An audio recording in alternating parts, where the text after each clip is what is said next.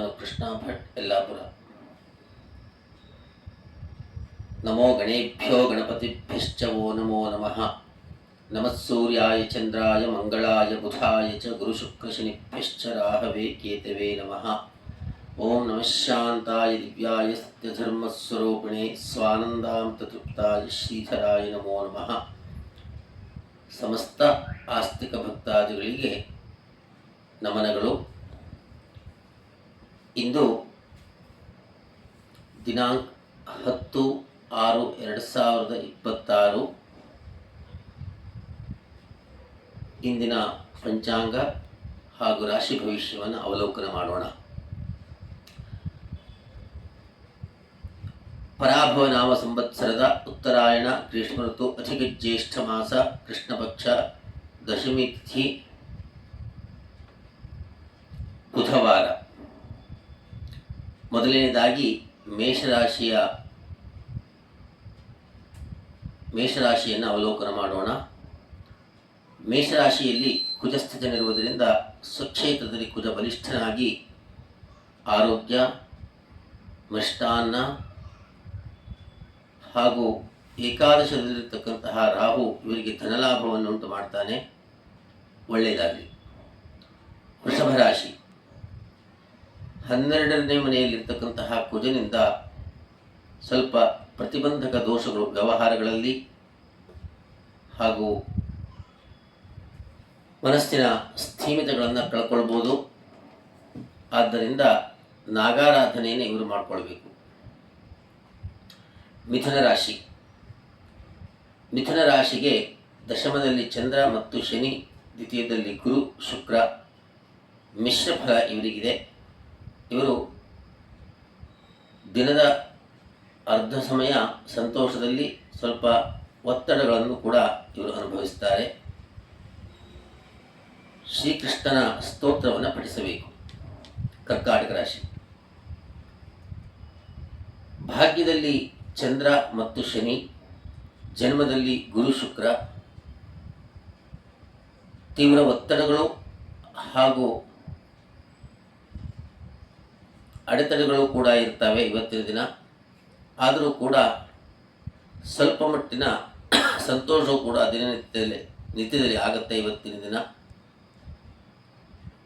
ದೇವಿಯ ಸ್ತೋತ್ರವನ್ನು ಪಠಿಸುವುದರಿಂದ ಸಂತೋಷಮಯ ಜೀವನವನ್ನು ಇವತ್ತಿನ ದಿನ ಇವರು ಕಾಣಬಹುದು. ಸಿಂಹರಾಶಿ 12ನೇ ಮನೆಯ ಗುರು, ಅಷ್ಟಮದಲ್ಲಿರತಕ್ಕಂತಹ ಚಂದ್ರ ಮತ್ತು ಶನಿ, ಸಪ್ತಮದಲ್ಲಿ ರಾಹು, ಜನ್ಮದಲ್ಲಿ ಕೇತು. ಸಿಂಹರಾಶಿಯವರಿಗೆ 80% ಕಷ್ಟಕರವಾಗಿರತಕ್ಕಂತಹ ದಿನ ಇವತ್ತು. ಈಶ್ವರನ ಆರಾಧನೆಯನ್ನು ಮಾಡಬೇಕು.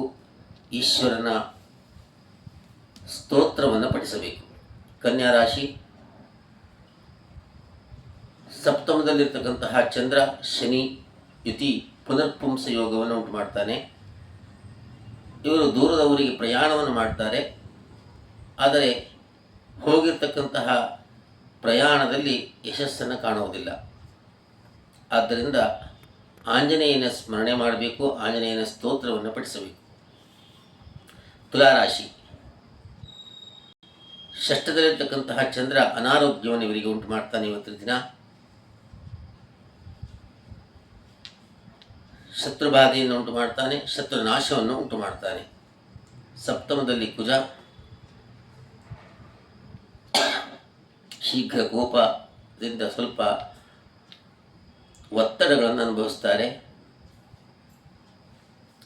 ದೇವಿಯ ಸ್ತೋತ್ರವನ್ನು ಪಠಿಸುವುದರಿಂದ ಇವತ್ತಿನ ದಿನವನ್ನು ಶುಭವಾಗಿ ಕಳೆಯಬಹುದು. ವೃಶ್ಚಿಕ ರಾಶಿ ಪಂಚಮದಲ್ಲಿ ಚಂದ್ರ, ಚತುರ್ಥದಲ್ಲಿ ರಾಹು, ಭಾಗ್ಯದಲ್ಲಿ ಗುರು ಶುಕ್ರ, ಷಷ್ಠದಲ್ಲಿ ಕುಜ. ಮಿಶ್ರ ಫಲ ಇದೆ ಇವರಿಗೆ.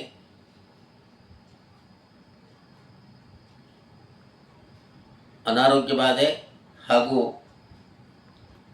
ಒತ್ತಡಗಳು.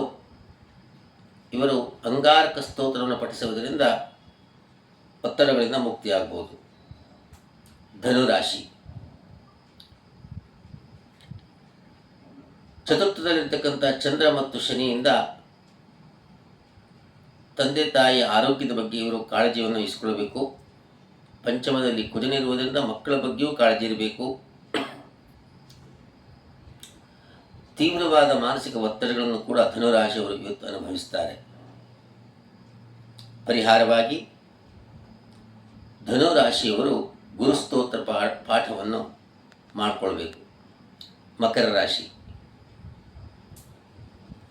ಮಕರದಿಂದ ಸಪ್ತಮದಲ್ಲಿ ಗುರು ಮತ್ತು ಶುಕ್ರ ಇರುವುದರಿಂದ ದೂರದ ತೀರ್ಥಯಾತ್ರೆಯನ್ನು ಇವರು ಕೂಡ ಮಾಡಬಹುದು.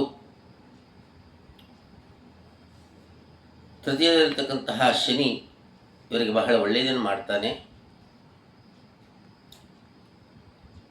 ತೃತೀಯದಲ್ಲಿರ್ತಕ್ಕಂಥ ಚಂದ್ರ ಸಹೋದರಿಯಿಂದ ಇವರಿಗೆ ಲಾಭ ಇದೆ ಇವತ್ತು. ಕುಂಭರಾಶಿ, ಷಷ್ಠದಲ್ಲಿರ್ತಕ್ಕಂತಹ ಗುರು ಅನಾರೋಗ್ಯವನ್ನು ಉಂಟು ಮಾಡ್ತಾನೆ. ದ್ವಿತೀಯದಲ್ಲಿರ್ತಕ್ಕಂತಹ ಚಂದ್ರ ಮತ್ತು ಶನಿ ಇವರಿಗೆ ಧನ ನಷ್ಟವನ್ನು ಸ್ವಲ್ಪ ಉಂಟು ಮಾಡ್ತಾರೆ. ಆದ್ದರಿಂದ